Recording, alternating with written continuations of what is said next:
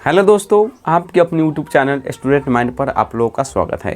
आज हम जानेंगे उसके मध्यकाल में। आज के टॉपिक है भारत पर तुर्कों का आक्रमण। कल पिछले वाले वीडियो लेक्चर में हमने जाना था कि भारत पर अरबों का आक्रमण मोहम्मद बिन कासिम के नेतृत्व में हुई थी, और आज जानेंगे भारत पर तुर्कों का आक्रमण हुआ, कैसे हुआ, आखिर जानेंगे आज के वीडियो लेक्चर में।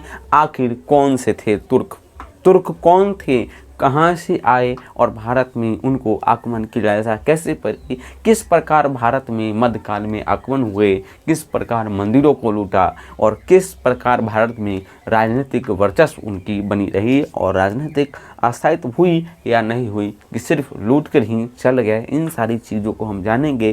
कौन से भारतीय शासकों को हराया या कौन से युद्ध में हारे, इन सारी चीज़ों को हम आज के वीडियो लेक्चर में हम जानेंगे तुर्कों के बारे में, क्योंकि हमने भारत पर अरबों का आक्रमण के बारे में हमने क्लियर कर लिया है और आज हम जानेंगे भारत पर तुर्कों का आक्रमण।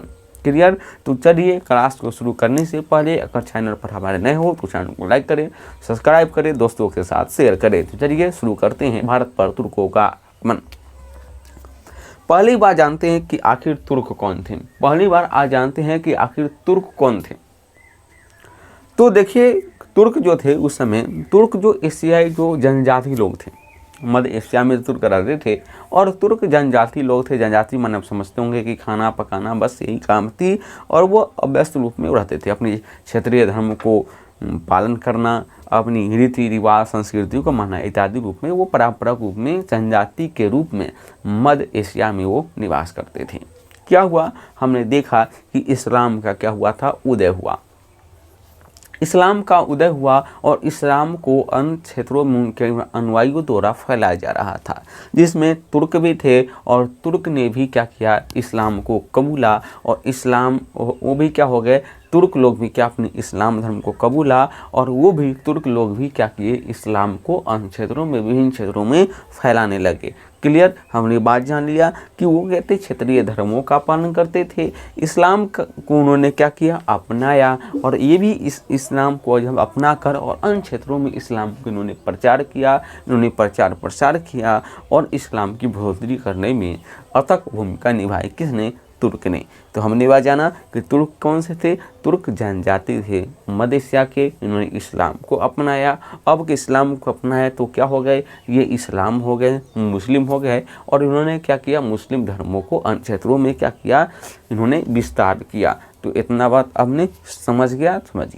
अब उसके बाद देखिए, ये इनमें कुछ गुण थे जो मध्यकाल में इनसे सभी से विपरीत बनाते हैं और उन्हें महत्वपूर्ण बनाते हैं। वो इनके गुण थे तुर्कों की, वो थी इन्हें घुड़सवारी करना। ये घुड़सवारी बहुत अच्छे करते थे और युद्ध में घोड़े से बहुत सारे युद्ध में इनको कला, युद्ध में घोड़े से युद्ध करना इनको बहुत श्रेष्ठ थी। और इसमें घुड़सवारी में जीन बोल्ट इत्यादि में काफ़ी प्रसिद्ध होते थे। और सभी सैनिकों से, ये जो तुर्क सैनिक होते थे जब घोड़े पर सवार होते थे तो इनके सभी सैनिकों से क्या होते थे, श्रेष्ठ होते थे। ये इनकी बहुत बड़ी विशेषताएं थी।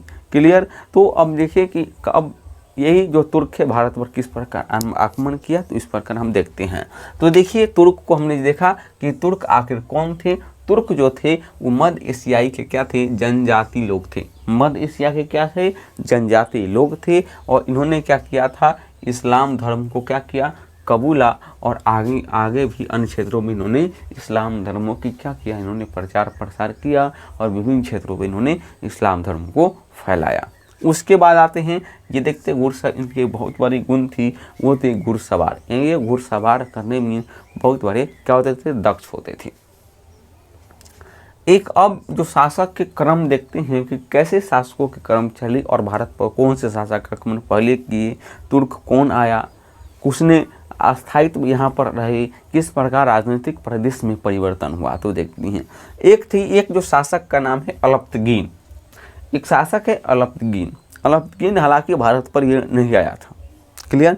लेकिन इसको हम क्यों पढ़ते हैं, क्योंकि यही जो अलप्तगीन है वो क्या थी, गजनी वंश और गजनी यामनी वंश या कहो तो गजनी वंश का क्या था, संस्थापक था। गजनी वंश यामनी वंश का क्या था, संस्थापक था। मध्य एशिया में गजनी एक यामनी वंश होता था, वहाँ का ये संस्थापक था कौन, अलप्तगीन। क्लियर। और जिसकी राजधानी कहाँ थी, जिसकी राजधानी थी गजनी। यामिनी वंश गजनी वंश था मलेशिया में, और जिसकी राजधानी कहाँ होती थी, गजनी होती थी। क्लियर, बस इतना ज़्यादा, इससे कुछ नहीं है। इसी का एक दामाद हुआ, जिसका नाम था सुबुक्तगिन। देखिए, अल्पतगिन यामिनी वंश के संस्थापक थे, जिसकी राजधानी गजनी थी। वो छोटे से क्षेत्रों में क्या करते थे, शासन कर रहे थे।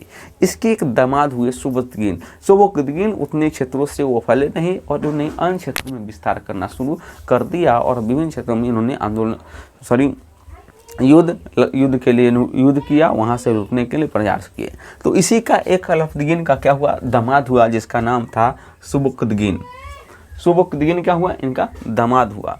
और इन्होंने क्या किया, भारत पर आक्रमण करने वाला प्रथम तुर्क है। और इन्होंने ही, सुबुक्तगिन ने ही क्या किया, भारत पर पहली बार आक्रमण किया। किसने, तुर्क ने। तो पूछेगा कि भारत पर आक्रमण करने वाले पहला जो तुर्क थे वो कौन थे, सुबुक्तगिन हुए। क्लियर। हालांकि ये तो आए, बस धन दौलत को लूटा और चले गए। इन्होंने राजनीतिक रूप से यहाँ पर क्षेत्र पर यहाँ राज नहीं किया। क्लियर। तो ये पूछता है, इन्होंने अस्थायित्व भारत की भूमि पर नहीं उठ सके। तो बस यही है कि पहला बार आक्रमण करने वाले तुर्क कौन थे, सुबुक्तगिन। सुबुक्तगिन किसका दामाद था, अल्पतगिन का। अल्पतगिन कौन सा, किसका शासक था, यामिनी साम्राज्य का संस्थापक था, जिसकी राजधानी कहाँ थी, गजनी थी। समझ गए। और इसी का एक और ये भी ज़्यादा कुछ आए, धन दौलत लूटा और चला गया, बांधे कुछ नहीं। लेकिन इसी का एक क्या हुआ, पुत्र हुआ। सुबुक्तगिन का क्या हुआ, एक पुत्र हुआ। पुत्र का नाम था मोहम्मद गजनवी। मोहम्मद गजनी या कहो, या मोहम्मद गजनी या मोहम्मद गजनवी, क्या हुआ, इसका पुत्र हुआ। और इन्होंने ही क्या किया, भारतीय राजनीति में बहुत गाढ़ा, बहुत सारा इन्होंने धन दौलत को लूटा। अब मोहम्मद गजनवी के बारे में बहुत सारे क्वेश्चन बन जाते हैं, क्योंकि इन्होंने अल्पतगिन सुबुक्तगिन की अपेक्षा मोहम्मद गजनवी ने भारतीय राजनीतिक में बहुत ज़्यादा प्रभावित इन्होंने किया यहाँ की। तो मोहम्मद गजनवी का जन्म कब हुआ है, 1 नवंबर 971 ईस्वी में इनका क्या हुआ, जन्म हुआ। और इन्होंने 17 बार भारत पर इन्होंने आक्रमण किया। इन्होंने कितने बार आक्रमण किया, 17 बार आक्रमण किया। कई आक्रमणों के विफल के बाद इन्होंने भारत पर आक्रमण किया, जो 17 बार आक्रमण था, जो ये इसकी सफल आक्रमण कही जाती है। तो क्या है, भारत पर इन्होंने 17 बार आक्रमण किया, और इन्होंने उपाधि लिया, इन्होंने उपाधि ग्रहण किया था यमीन उद दौला, यमीन उद दौला और यमीन उल मिल्लाह, यमीन उल दौला और यमीन उल मिल्लाह इत्यादि की इन्होंने क्या किया, उपाधियाँ धारण की। यमीन उल दौला और यमीन उल मिल्लाह इत्यादि को इन्होंने क्या किया, उपाधियाँ धारण किया। इनका उद्देश्य था बस धन दौलत, इनका भी उद्देश्य क्या था, धन दौलत को ही भारतीय राजनीति में, भारत से धन दौलत को ही क्या था, लूटना था। ये क्या था, ये मूर्ति भुंजक इनको कहा जाता है, क्योंकि उन्होंने बहुत सारे मंदिरों को इन्होंने लूटा, बहुत सारे मंदिरों को ध्वस्त किया, वहाँ की संपत्तियों को लूटा, इसलिए इन्हें मूर्ति भंजक भी, आक्रमणकाली भी इन्हें भारतीय राजनीति में इन्हें कही जाती है।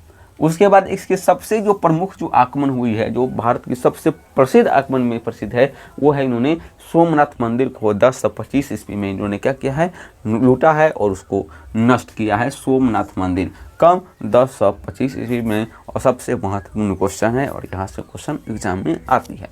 उसके बाद इन्होंने सर्वप्रथम क्या किया, सुल्तान की उपाधि धारण किया। पहली बार है कि सुल्तान का नाम अभी तक नहीं आया होगा, लेकिन पहली बार भारतीय राजनीति में सुल्तान की उपाधि धारण करने वाले प्रथम शासक थे मोहम्मद गजनवी। सुल्तान की उपाधि धारण करने वाले प्रथम शासक थे मोहम्मद गजनवी।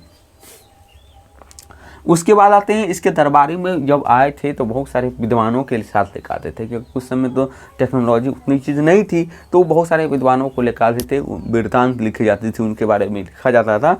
तो इसके समय बहुत सारे विद्वान आए थे, जो आए थे, पहला थे अल-बरूनी, फिरदौसी, उत्बी, फारूकी इत्यादि इनके दरबार में रह के थे। यहाँ से क्वेश्चन आसान, डायरेक्ट क्वेश्चन यहाँ से पूछ देगा आपको कि अल-बरूनी किसके समकालीन है, किसके दरबार में रहते थे, किसके साथ आए थे, उत्बी, फिरदौसी इत्यादि पूछ देगा। तो आप ये देखिए, एक किताब है, किताब उल हिंद, किताब उल हिंद, इसकी रचना किया है अल-बरूनी ने। इसकी क्या किया है, रचना किया है।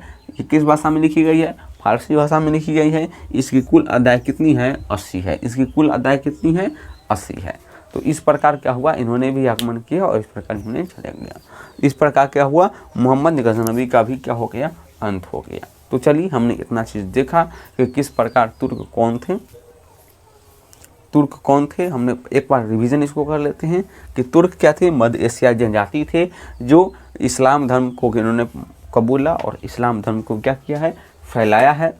ये घुड़सवार में दक्ष होते थे। एक अलप्तगीन जो गजनबी यामनी वंश के संस्थापक थे, इसकी राजधानी क्या थी, राजधानी गजनी था। इसी का दामाद हुआ है कौन, सुबकतगीन हुआ है दामाद, जिसने भारत पर प्रथम बार क्या किया है, आक्रमण किया है, प्रथम तुर्क आक्रमण इसको कहा जाता है। इसी का पुत्र हुआ है मोहम्मद गजनबी। मोहम्मद गजनबी का जन्म 971 ईस्वी में हुआ है। इन्होंने ही भारत पर क्या किया, आक्रमण किया, भारत पर 17 बार आक्रमण किया और 17वां बार इनको सफल आक्रमण माना जाता है। और उपाधि इन्होंने ली अमीन उद्दौला, यमीन उल मिल्लाह इत्यादि को उन्होंने क्या किया, उपाधि धारण किया।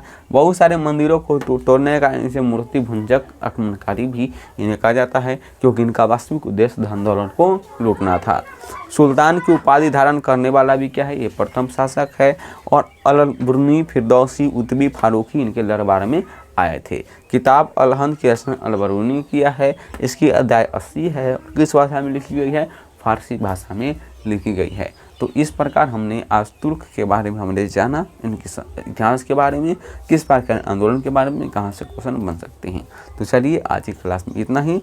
अब अगले नेक्स्ट वीडियो में हम देखेंगे मोहम्मद गौरी के बारे में, और मोहम्मद गौरी के बाद किस प्रकार दिल्ली सल्तनत का निर्माण भारतीय राजनीति में हुई। चलिए आज की बस इतना ही। थैंक यू, धन्यवाद।